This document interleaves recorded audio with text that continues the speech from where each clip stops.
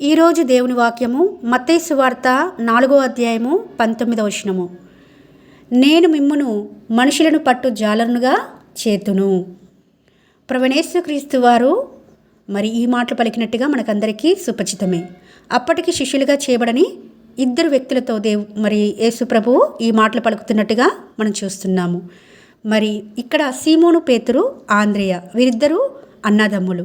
వీరిద్దరు వలల వేట ఆయన చూచినప్పుడు నా వెంబడి రండి, నేను మిమ్మును మనుషులను పట్టు జాలనుగా చేస్తాను అని చెప్పగానే వెంటనే వారు వలలు విడిచారట, ఆయన వెంబడించారట. ఎంత త్వరగా అంటే అంత త్వరగా విధేయత చూపించినారు. కాబట్టే వారి ద్వారా ఎన్నో కార్యాలు జరిగించినాడు కదండి. ఎన్నో మరి అద్భుత వరములు ఇచ్చాడు, మరి అదేవిధంగా స్వస్థత వరాలు ఇచ్చాడు.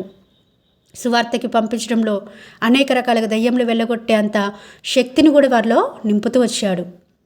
మరి ఇక్కడ మనుషులను పట్టు జాలనుగా అంటే అప్పటి వరకు వాళ్ళు చేపలను పడుతున్నారండి. ఆ చేపలు పట్టే వృత్తి అంటే జాలర్లు అంటారు కదా, వాళ్ళు చేపలు పట్టే క్రమంలో మరి కొన్నిటిని వేరుపరుస్తారు. దాంట్లో కొన్ని పాడైపోయినవి ఉంటాయి, పనికిరానివి ఉంటాయి, వాటన్నిటినీ వేరుపరుస్తూ ఉంటారు. అవి ఆ వృత్తిలో ఉన్న వారికి మాత్రమే తెలుస్తుందండి అది. అయితే అలాంటి వారిని ఒక విధంగా చెప్పాలంటే పామర్లండి, వీళ్ళు చదువులేని వారు అని చెప్పవచ్చు.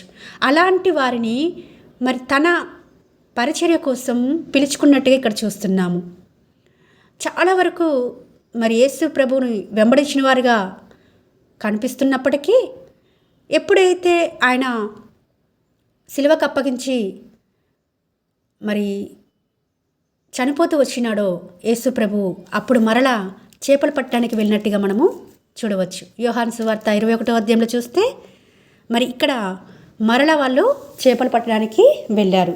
ఇంత స్పష్టంగా దేవుడు మనుషులను పట్టు జాలనుగా మమ్మల్ని చేశారు.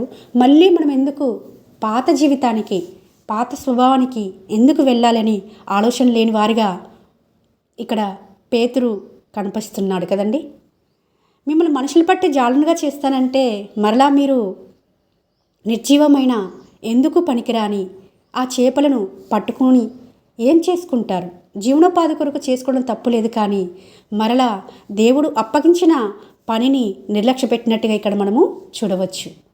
మనం కూడా మన జీవితాల్లో అండి మొదటి పిలుపు వింటాము, లోబడతాము, వెంబడిస్తాము, ఆయన వాక్యానుసారంగా జీవిస్తాము.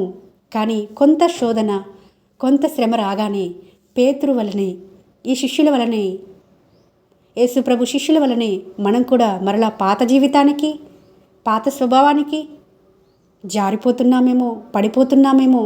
అందుకే దేవుడు ఈ రోజున ఈ వాక్యం ద్వారా మనతో స్పష్టంగా మాట్లాడుతున్నాడు.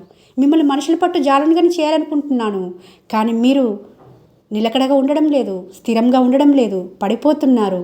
కొంత శ్రమ రాగానే మరలా లోకం వైపు చూస్తున్నారు అని దేవుడు హెచ్చరిక మాటలుగా ఈ మాటలు పలుకుతున్నాడు. కాబట్టి ఆ విధంగా ఉండకూడదని దేవుని సువార్త నిమిత్తమే మనం నియమించి వాడుకుంటున్న దేవునికి నమ్మకంగా తన మహిమార్థమే మనము పనిచేసేవారిగా ఉండాలని ప్రభు పేరట మనవి చేస్తున్నాను.